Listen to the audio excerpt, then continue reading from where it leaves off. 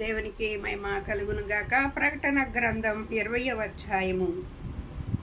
ఇక్కడ దేవుడి వాక్యము చలవిస్తూ ఉందండి. ఇక్కడ 12వ అధ్యాయము. మరియు గొప్పవారేమి కొద్దివారేమి మృతులైన వారందరూ ఆ సింహాసనము ఎదుట నిలవబడుట చూచి తిని, అప్పుడు గ్రంథములు విప్పబడును, మరియు జీవ గ్రంథమును వేరొక గ్రంథమును విప్పబడును.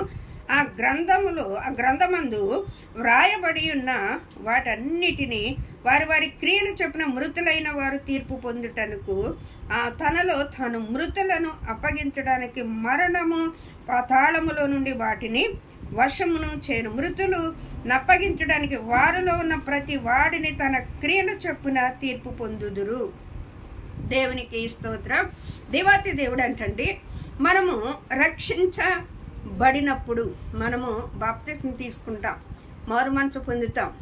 అప్పుడు దాకా మనము చేసిన ప్రతి పాపమును అంటండి ఆయన మీద వేసుకుని, మనము చేసిన ప్రతి అక్రములను, ప్రతి అన్యాయమును, ప్రతి దోషములను, ప్రతి పాపములను, మనపైనున్న ప్రతి పాపమన్న బంధకాలను ఆకాడిని దేవుడు ఆయన మీద వేసుకున్నాడంటండి. ఆయన మీద వేసుకుని ఎప్పుడైతే ఆయన నీ కొరకు నా కొరకు పరమ నుండి దిగివచ్చి ఆయన మన కొరకు మరణించాడని మనము మారు మనసు పొంది పశ్చాత్తాపడి మనము పాపమును విడిచిపెట్టి మనం ఎప్పుడైతే మారు మనస్సు పొంది పాప క్షమార్పణ నిమిత్తంగా తండ్రి కుమార పరిశుద్ధాత్మ త్రియేక దేవుడు నామములో బాప్తిసము పొందుతాము, అప్పుడు అంటండి మనము ఇంతవరకు చేసిన పాపములన్నీ కొట్టుబడతాయంటండి. జన్మ కర్మ పాపములన్నీ కొట్టుబడతాయంట. అయితే మన పేరు ఆ దినమున జీవ గ్రంథములో రాయబడుతూ ఉంటుందంట. ఆ జీవ గ్రంథములో రాయబడిన ఆ పేరు తర్వాత వేరొక గ్రంథము కూడా ఆయన సముఖములో ఉంటుందంటండి.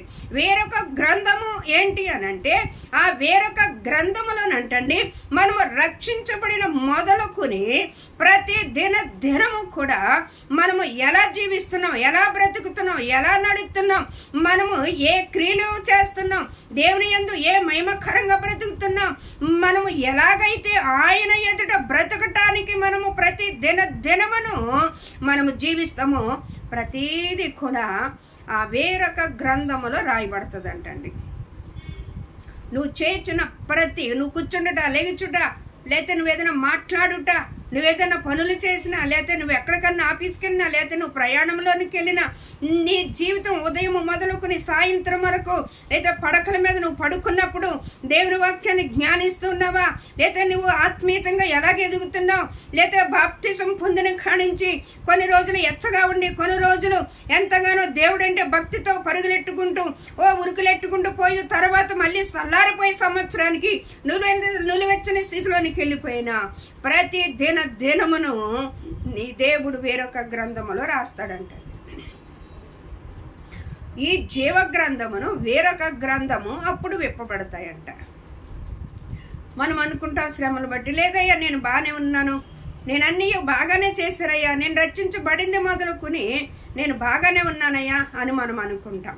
నువ్వు ఏ దినమును ఏదైతే చేసేవో, ఏ దినమును ఏ క్రియలు చేసేవో, మంచి క్రియలు చేసేవా, సత్క్రియలు చేసేవా, దేవునికి మహిమపరిచే విధంగా బ్రతికేవా, లేదా దేవునికి అవమానకరంగా బ్రతికేవా, దేవునికి అపకీర్తి తెచ్చే విధంగా బ్రతికేవా, లేదా దేవుని నామానికి దూషణ తెచ్చే బతికేవా, లేదా దేవుని నామాన్ని ప్రకటించే వ్యక్తిగా నీవు ఉన్నావా, దేవుని కొరకు ప్రయాసపడే వ్యక్తిగా ఉన్నావా, దేవుని కొరకు దేవారాత్రులు అనుక్షణము నువ్వు ప్రార్థన చేసి విజ్ఞాపన చేసి అనేక మందిని నడిపించే వ్యక్తిగా నీవు ఉన్నావా, అన్నీ జీవ గ్రంథములో ఆ వేరొక గ్రంథములో రాయబడి ఉంటాయంటండి. ఆ గ్రంథములు విప్పినప్పుడు అంటండి మన జీవిత చరిత్ర అంతా అక్కడ బయటపడుతుంది అంటండి. దేవుడు అంటాడు, ప్రభా అన్నవాడు ఎవడనో పరలోక రాజ్యము చేరడు, కానీ ప్రభు చిత్త ప్రకారంగా జీవించిన వాడిది పరలోక రాజ్యము అంటాడు. ప్రభు చిత్తాన్ని చేసేవారుగా మనం ఉన్నప్పుడు, ప్రభు ఇష్టాన్ని మనం జరిగించేవారుగా ఉన్నప్పుడు దేవుడి ఎదుట మనము సిగ్గుపడనక్కర్లేదండి. ధైర్యముగా మనం నిలబడతాం. ఈ ఆత్మ ఈ దేహాన్ని విడిచిపెట్టి వెళ్ళాక మనందరమును కూడా అవి మంచి క్రియలైనా సరే చెడ్డ క్రియలైనా సరే దేవునికి లెక్క చెప్పవలసిన వారుగా ఉన్నామని దేవుని వాక్యం చెలవిస్తూ ఉంది. మంచి క్రియలు చేస్తే మంచి క్రియలు, చెడ్డ క్రియలు చేస్తే చెడ్డ క్రియలు, ప్రతిదీ కూడా రేపు దేవునికి లెక్క చెప్పేవారుగా ఉన్నాం. కొరింథీయులు రాసిన పత్రికలో రాయబడి ఉంది, నీ శరీరము చేసేసిన ప్రతిదీ కూడా నువ్వు రేపొద్దున్న ఈ ఆత్మను విడిచి వెళ్ళలేక, ఈ శరీరమును విడిచి వెళ్ళలేక నువ్వు లెక్క చెప్పేవారుగా మనం ఉన్నాం.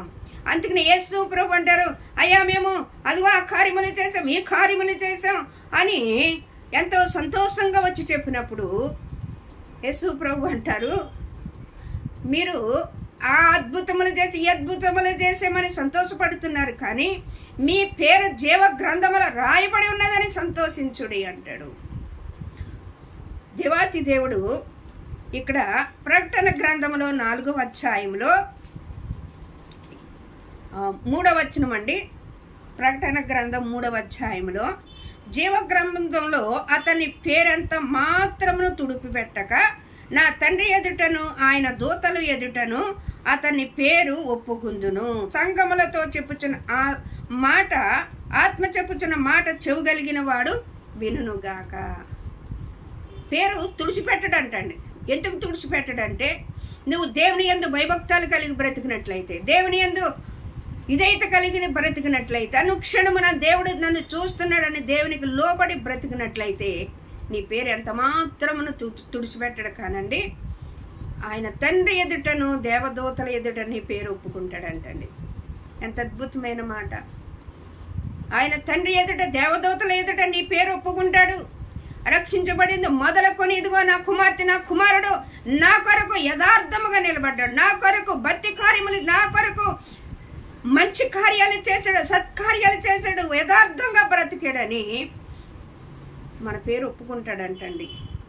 ఒకేలా మన సత్క్రియలు, మన భక్తి వ్యర్థముగా ఉంటే జీవ గ్రంథములో నుండి మన పేరు తుడిచిపెట్టబడుతుంది అంటండి. మన పేరు తుడిచిపెట్టబడుతుంది. మీరెవరో నాకు తెలియదు అంటాడంటండి. నేను మిమ్మల్ని ఎప్పుడు చూడలేదు అంటాడంటండి. మన జీవితం ఎలా ఉంది, మన క్రియ ఎలాగుంది, మన బ్రతుకు ఎలాగుంది, మన నడవడిక ఎలాగుంది, దినమును మనం ఎలా బ్రతుకుతున్నాం. పరలోకమందున్న ఆసీనుడైన దేవుడు ప్రతి దినమును మనల్ని చూస్తూ ఉన్నాడు. ఒకేలా దేవుడి రాకడ అతి సమీపంగా ఉంది, ఆయన రానయ్యున్నాడు. ఒకేలా దేవుడు రానయ్యుంటే మనం ఎత్తబడి వారిగా ఉండాలండి. రేపొద్దున దేవుని పరలోక రాజ్యములో చేరి ఆయన ఎదుట మనము ధైర్యముగా నిలబడేవారుగా మనం ఉండాలి. మన భక్తి, మన విశ్వాసము మనల్ని కాపాడేదిగా ఉంటుంది. ఒకసారి మన హృదయాన్ని మనం పరీక్షించుకుందాం. అయ్యా, నా పేరు జీవ గ్రంథములో రాయబడి ఉందా, తుడిచిపెట్టబడి ఉందయ్యా? అయ్యా, వేరొక గ్రంథములో దినమును నా జీవితం ఎలాగుందో నువ్వు రాస్తున్నావు కాబట్టి అయ్యా, సరైన నడవడిక నాకు దయచేయి, సరైన మార్గంలో నేను జీవించడానికి సహాయపడు.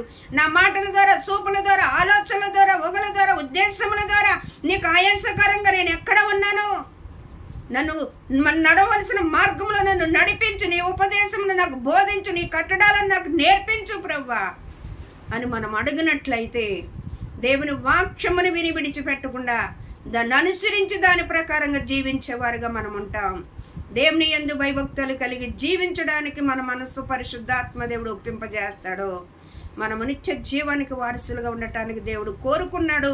మనల్ని ఉగ్రత పాలు చేయడానికి దేవుడు కోరికలేదు. ఆ నిత్యరాజ్యములు అయుగయుగములు ఆయన కృపాసమున ఆయన రాజ్యములో ఉండాలని దేవుడు కోరుకుంటూ ఉన్నాడు. యుగయుగములు అగ్ని ఆరద, పురుగు చావదు. యుగయుగములు పండ్లు కొరుకుటయు, ఏడ్చుటయు, దుఃఖమును ఆ బాధ నుండి విడిపించడానికే నీ ప్రభు అయిన యేసు ప్రభు నీ కొరకు దిగి వచ్చాడు. ఆయన నీ పాప భారం అంతటిని, నీ పాపాన్ని, శాపాన్ని తీసి ఆయన నీ పాపపు శంకళ్లను తెంపివేశాడు. ఆయన జీవ గ్రంథములో నీ పేరు లిఖితమైనదో లేదో ప్రతి దినమును దేవుడిని అడిగి ప్రార్థన చేసుకుందాం. ఆ నిత్యరాజ్యమునకు వారసులుగా ఉందాం. దేవుడి కొద్ది మాటలు తన ఎన్నికల్లో దీవించునుగాక. ఆమేన్, ఆమేన్.